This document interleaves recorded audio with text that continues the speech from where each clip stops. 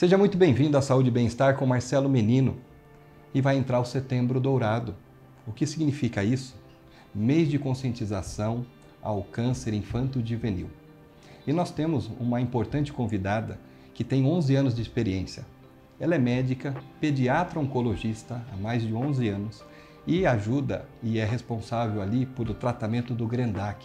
E tem uma ampla experiência e nós vamos bater um papo com essa querida. Seja muito bem-vinda, Ariane Casarim. Obrigada, é um prazer estar aqui. Tá bom. Doutora Ariane Casarim, a gente estava conversando nos bastidores que as pessoas acham às vezes que médico oncologista, né, ele é uma profissão mais difícil, né, mais desafiadora, mas na realidade você estava falando que os casos de cura e de esperança, eles são, na realidade, rejuvenescedor e energizantes, né? Fala um pouquinho sobre isso. É isso mesmo. Eu acho que toda vez que me perguntam, qual é a sua profissão, o que você faz, e quando eu conto que eu sou oncologista pediátrica, todo mundo, nossa, que triste, nossa, deve ser tão difícil. E não é verdade, né? Então, assim, a gente, no tratamento, durante o acompanhamento das crianças, o tratamento, o ambiente é um ambiente que é geralmente muito alegre, as crianças É acolhedor. É acolhedor, assim, e as famílias assim, tem o Grendac como se fosse a sua segunda casa mesmo, o hospital uma segunda casa. E a gente tem, assim, índices de cura muito alto na infância, na adolescência. Então, essa percepção de que o câncer infantil assim, que a criança sempre vai ter um final muito triste, não é a nossa realidade, não. Então, as crianças, elas não acham o ambiente ruim, elas não acham ruim de ir ao hospital, de fazer o tratamento. Sim. Então, acaba que não é muito bom trabalhar com criança, é encantador. São anjos falando, né? Porque realmente são profissões desafiadoras, mas dá para perceber pela sua energia e sua voz, não só a paixão, né, que faz, e também profissionais que são abençoados. Mas vamos direto ao ponto. Se é um mês de conscientização, né, é trazer a consciência, né, do câncer infanto-juvenil. Como que a gente pode trazer a consciência? Primeiro, para quem está em casa, e segundo, para os próprios profissionais pediatras, porque é diferente uma pediatria de um pediatra oncologista. Com certeza. Então, primeiro vamos trazer a consciência para quem está em casa nessa conscientização desse Setembro Dourado. Certo. Então, assim, a diferença que o câncer infanto-juvenil, diferente do câncer em adultos, os sintomas, eles são muito inespecíficos. Então, a gente não tem uma prevenção, igual no adulto, que a gente tem as mamografias, colonoscopia, algum exame, né, por exemplo, exames ou hábitos de vida mesmo, para que a pessoa possa tentar evitar de ter um câncer, assim, ter alguma predisposição. A criança, a maioria dos casos, a grande maioria, não tem relação com... As mães perguntam o que a gente fez de errado. Isso. Não. O que eu dei de errado, isso, de que comida. Que aconteceu, o que eu fiz, né? Isso. E não. A maioria dos cânceres infantis, eles são ao acaso mesmo. Não tem relação com, igual no adulto, que você tem relação com comidas, com cigarro, com bebidas. Não. Na infância isso não tem. Então, a gente fala que é o acaso, são mutações que acontecem já desde intraútero e que algumas crianças tiveram essas mutações e acabou tendo alguma doença neoplásica. Então, o mais importante na infância é a gente tentar diagnosticar precoce. Isso faz toda a diferença para o tratamento da criança. Então, o mais importante é isso. Só que os sintomas que eu estava falando são muito inespecíficos. Então, alertar os pais, o médico, o pediatra do consultório, do posto, é bem importante mesmo. Então, como não existe uma regra, e aí é inespecífico, é importante também que o pediatra ele também tenha essa visão que pode ser algo mais grave, né? Porque assim, eu tenho 2 filhos, né? Eu tenho um filho de 5, um menino, desafiador, né? 5 anos já começa energia, ali. Né? E uma menina de 2 que é muito astuta, né? E vivem com suas tosses, suas coisas, a gente faz o tratamento profilático. Mas existe quando você tem aí uma tosse, um outro problema, não sei quais sintomas, porque são muito inespecíficos. E aí o pediatra, ele tem que ter uma atenção, o médico da família tem que ter uma atenção. O que o médico tem ali de atenção também, porque o programa vai para médicos e vai para pessoas de casa. Perfeito. Que ele é importante ele estar ali com a antena ligada. Até uma coisa curiosa, a gente percebe que geralmente o diagnóstico precoce, a gente, quando a criança é pequena, nota-se muito mais rápido do que quando é um adolescente, porque às vezes o adolescente ele esconde os sintomas, ele demora a falar. E a criança menor, a mãe tá ali dando banho, trocando uma fralda, então a mãe acaba notando ou percebendo alguma coisa diferente que às vezes na criança maior isso acaba passando batido e demora um pouco mais até perceber alguns sintomas diferentes. Tá. Mas pensando assim, para a família, e até para os profissionais da saúde mesmo, para os pediatras de consultório ou de posto, ou mesmo de pronto-socorro, eu acho que por exemplo, destes sintomas, a gente tem a febre, só que não é uma febre que aparece, teve uma febre, 2, 3 dias e depois melhorou. Não, é uma febre que ela é persistente, ela dura mais de 10 dias, a criança começa a ter uma prostração, ficar mais prostrada, mais cansada, não tem vontade. A gente pensa numa criança ativa, sempre querendo brincar. Não, a criança quer ficar sentadinha, quietinha. A mãe nota que tem algo diferente nessa criança. Tem algo diferente. Então, isso pode ser um sintoma, essa febre mais arrastada. Perceber gânglios pelo pescoço que aumentam e se persistem assim por um tempo maior. Certo. Uma barriguinha mais aumentada, então assim, a barriguinha do meu filho tá mais inchada do que o normal. Um xixi que vem com hematúria, que é um sangramento na urina. Um xixi mais vermelhinho, mais cor de chocolate. Isso, vermelhinho mesmo. Laranja para vermelho mesmo, que é o sangue mesmo que tá relacionado ao tumor de Wilms. Então, são sintomas que são inespecíficos, mas quando eles se arrastam por 10 dias, 15 dias, a gente precisa ter uma atenção, tanto da família quanto do profissional da saúde. Tá, então ficar atento a esses detalhes e também, pelo que eu percebi, posso estar errado, mas o instinto materno ali, o instinto de mãe também...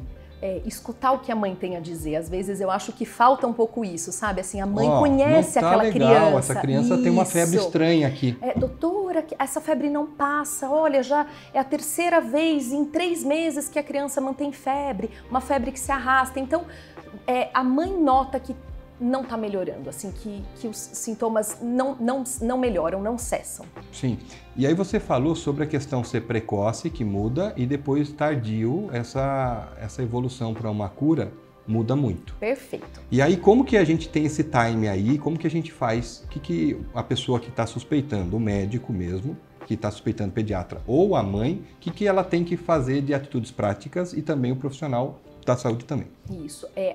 O papel da mãe é justamente esse. Então, notar que tem uma coisa diferente, que essa febre que não cessou, essa barriguinha mais inchada, ou a criança mais hipoativa, mais quietinha. Então, a mãe nota que tem alguma coisa diferente, ou uma dor de cabeça, acordar à noite por dor de cabeça. Olha, ele está acordando de madrugada com queixa de dor de cabeça. E isso começa a ser mais frequente. Olha, meu filho já andava bem e agora ele começou a tropeçar e tropeça, coisas que ele não fazia antes. Então a mãe começa a notar que a criança, ela tá diferente do que o habitual dela mesmo. Urina também, segurava a urina, fazia xixi no banheiro ou cocô no banheiro, também agora começou a evacuar, perder isso também? Isso, por exemplo, a criança já tinha o controle do esfincteriano que a gente fala, então já fazia xixi e cocô na privada direitinho. Voltou para trás, junto com isso tem uma dor de cabeça, tá tropeçando, são sinais indiretos, mas que mostra que tem alguma coisa ali que não tá certo, entendeu? Foge também de uma gripe, dos protocolos padrões, né? Exato. Aqui é uma amidalite, aqui é uma bronquite, aqui não, isso aqui tá meio estranho. Isso. Tá. E aí o médico faz o quê? A mãe faz o quê? Ela procura o Grendac, ela procura o médico oncologista? Primeiro de tudo é procurar o médico da família. Da família mesmo. Então, ou o pediatra da UBS, ou o pediatra do consultório. O ideal é a criança fazer um acompanhamento, né, de rotina.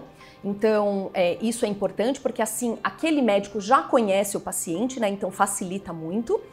E aí o médico fazer o exame físico. E nesse exame físico, o médico precisa notar se tem um fígado ou um baço aumentado, se achou a criança mais descorada. Então vão ser alguns sinais indiretos no exame físico, percebeu gânglios em locais que não eram para estar, gânglios que são mais endurecidos, que estão fixos.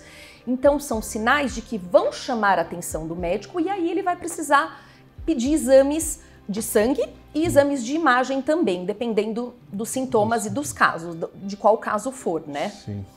E existe, assim, no ranking mundial ou brasileiro, quais são os cânceres mais comuns em criança, infanto-juvenil?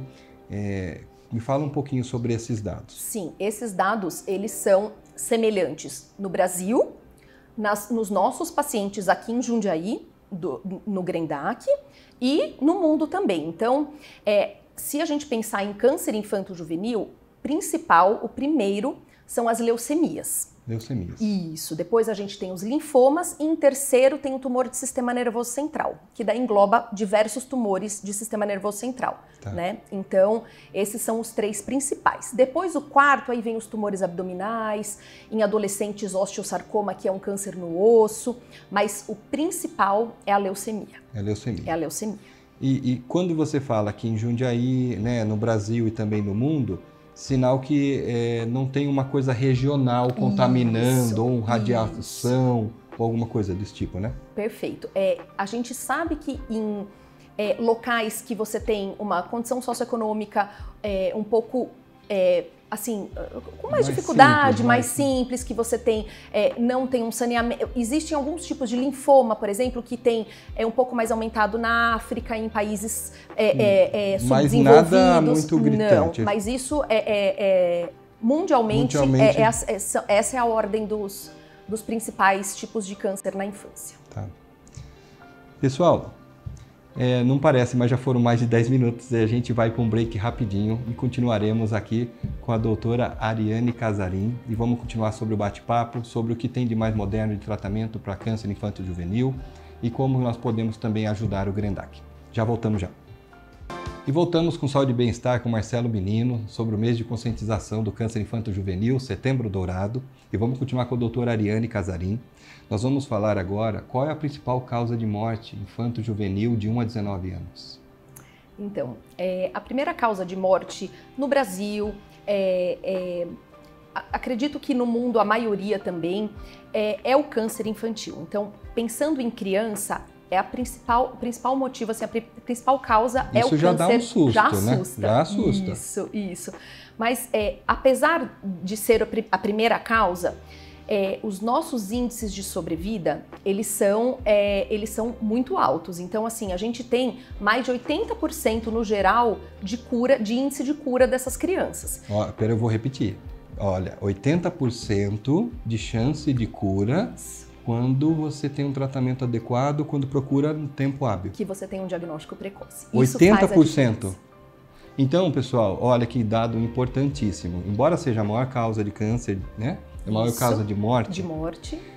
Tem 80% de chance de cura se você procurar ajuda médica no tempo hábil, da forma correta. Perfeito. Né? É isso mesmo. E isso realmente é muito esperançoso, né? Por isso que realmente também um ambiente que você falou com muita alegria, né? Isso. Poxa, você tem um diagnóstico lá que realmente dá um soco no queixo de todo mundo, né? Eu tive tive na família, né? Já tive câncer maligno na família, sobreviveram, né? Trataram, hoje são pessoas normais, tudo bonitinho, né? Tiveram algumas operações de reconstrução, mas tudo perfeito.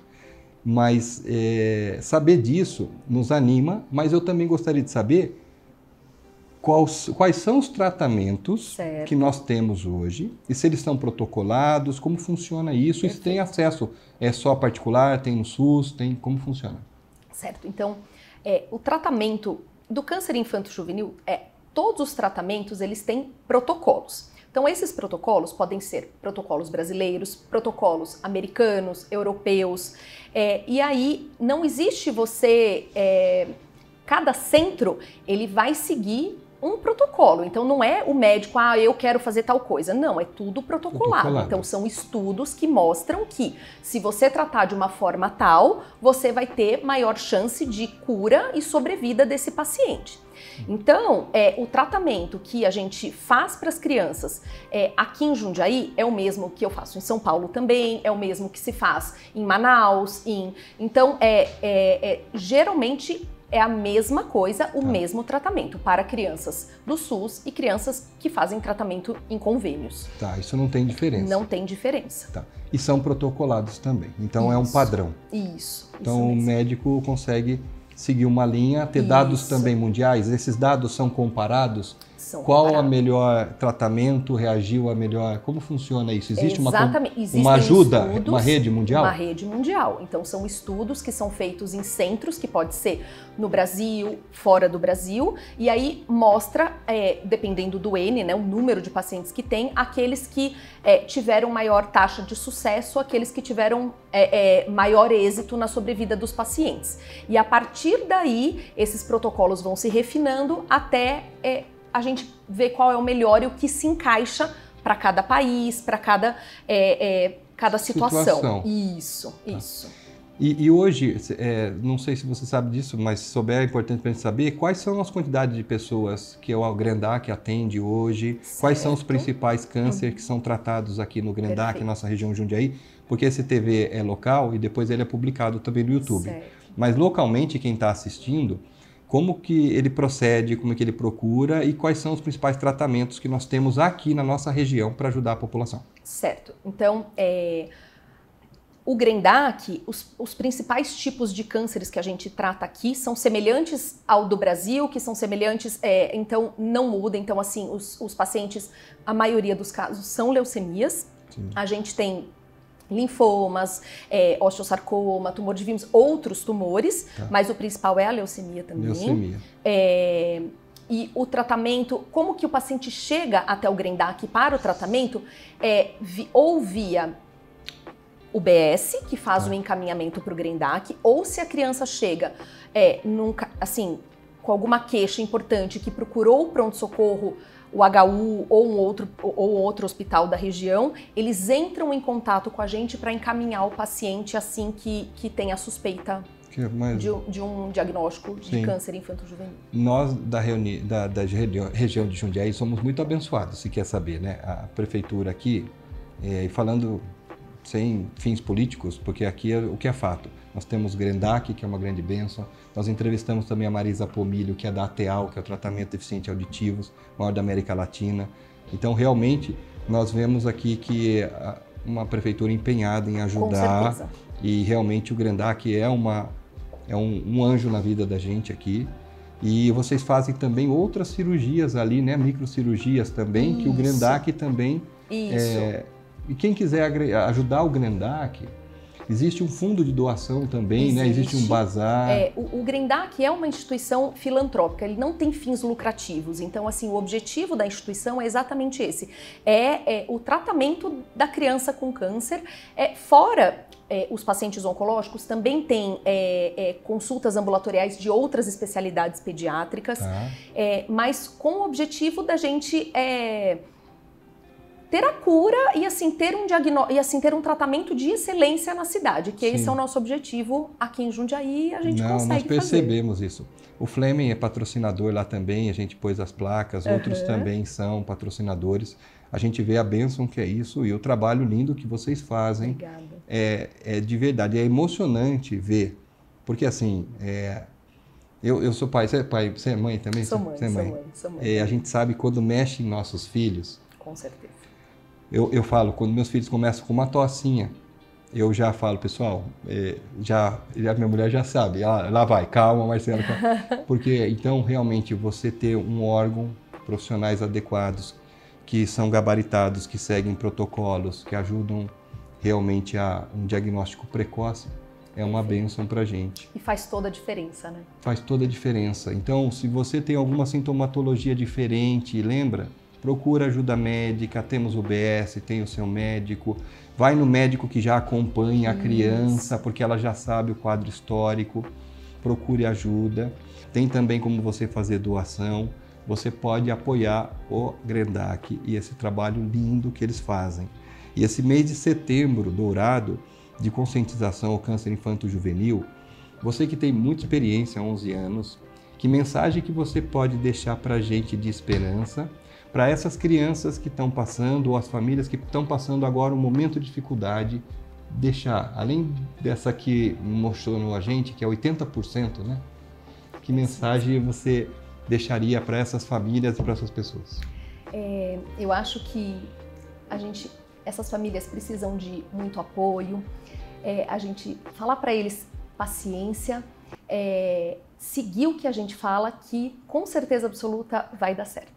Gente, é uma honra poder levar conhecimento, levar esperança, mostrar que profissionais há mais de 11 anos têm 80% de chance de cura no diagnóstico precoce, que tem protocolos, que tem formas de se adequar, de tratar corretamente. Procure ajuda, tá bom? Procure ajuda. Foi uma honra, muito obrigado. Deixa eu apertar sua mão, essa mão que salva tantas vidas. Obrigada. Foi um privilégio estar aqui. Esse é Setembro Dourado, mês de conscientização ao câncer infanto-juvenil. Esse é o programa Saúde e Bem-Estar com Marcelo Menino. Um beijo no coração de vocês, um beijo nas famílias que passam por essa dificuldade. E lembre-se, mais de 80% de chance. Não deixe de acreditar, tenha esperança. Um beijo no coração de vocês e acompanhe nosso canal.